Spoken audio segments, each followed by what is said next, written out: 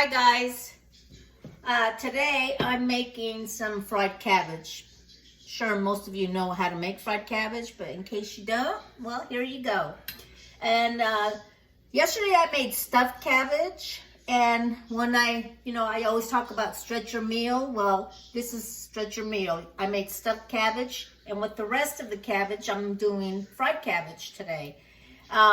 So I start off with some bacon. I fried up some bacon to render some of the bacon fat. And then I'm going to add a little bit of olive oil.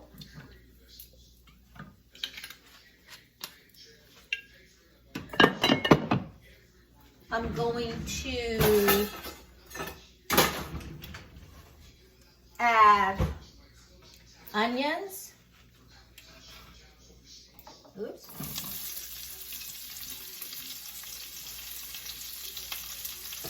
Let them saute for a little bit.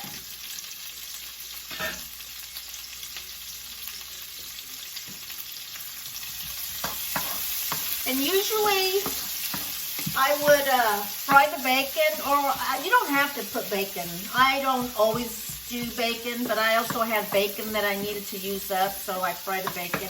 But if you're going to do bacon, you have to be careful. Like, since this cabbage is already pretty much cooked because I boiled it yesterday, I fried the bacon more than I wanted to, and I didn't take it out. Any other time I would have fried the bacon and maybe left it a little bit more, not so crunchy, and then did everything else so it would cook with it, or I would remove the bacon. But not today. I'm going to saute the onions, and I'm going to add garlic. And also, today, I got leftovers in the fridge that I got to use up. So I'm going to also add zucchini. Some sliced zucchini in there. Why not? Zucchini and bacon and onions. Yum. Can't go wrong. Okay. I'm going to saute these a little bit. You know, zucchini cooks really fast, so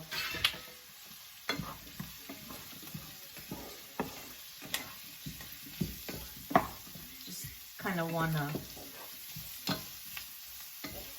just give it a little kiss of fat before I add cabbage. I'm going to add the cabbage.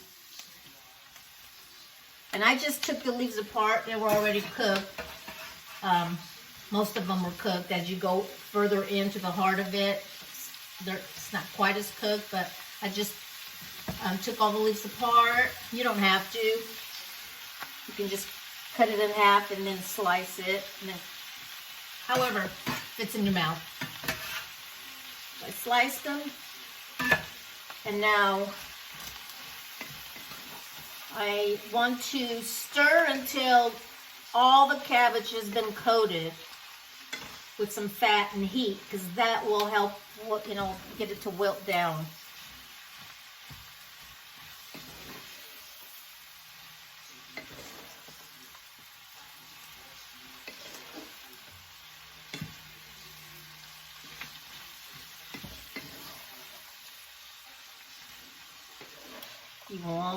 You can use a bigger pan so you have room to move around. Okay, I'm also going to add some salt. This is garlic Himalayan pink salt.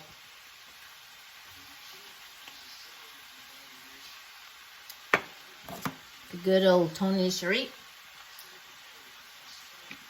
Just a little bit. I can't help you with that on Apple Watch. Oops. Pepper.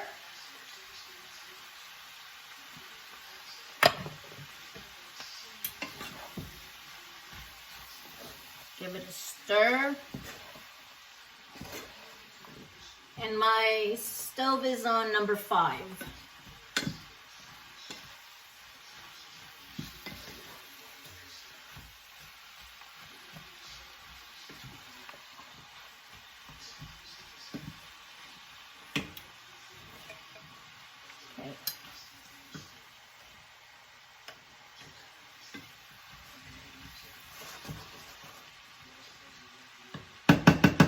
cook a little bit.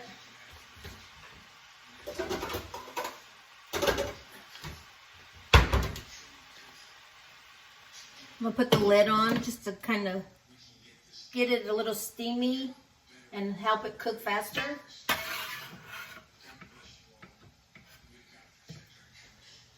Excuse me. Meanwhile, while that's cooking, in here I'm gonna add some grapeseed oil.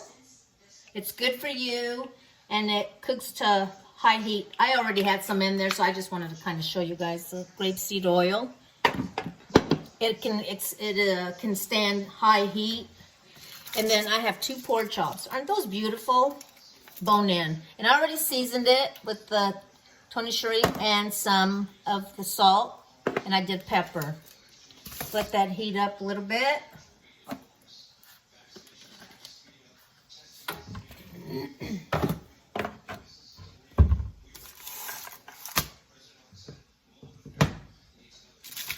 I think actually it's hot because I had the pan.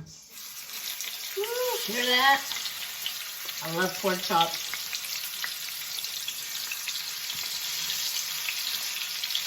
Okay.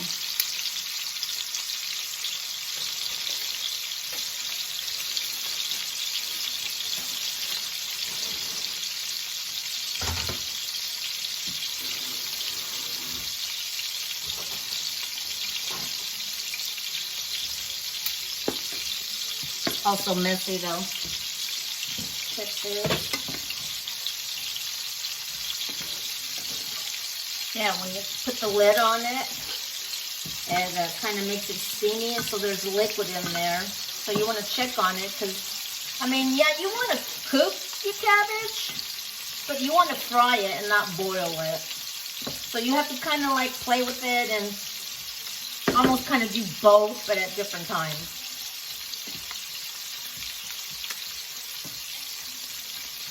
So yeah, there's liquid in there, so I'm going to leave the lid off.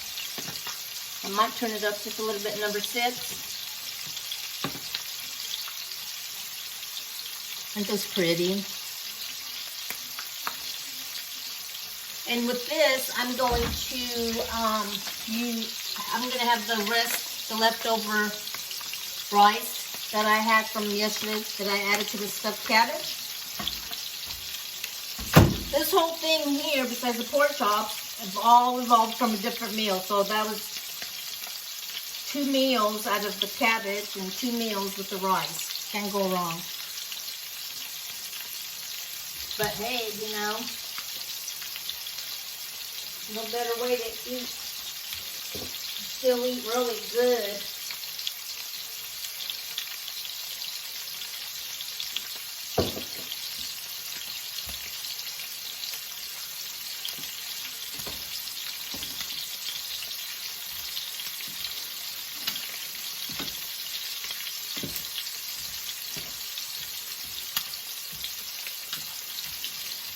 Okay, so I'm just going to keep frying the cabbage along with the pork chops. And once my pork chops are done and my cabbage is done, I'm going to make a plate and I'm going to take a picture and show it to you guys. All right, guys, have a good evening.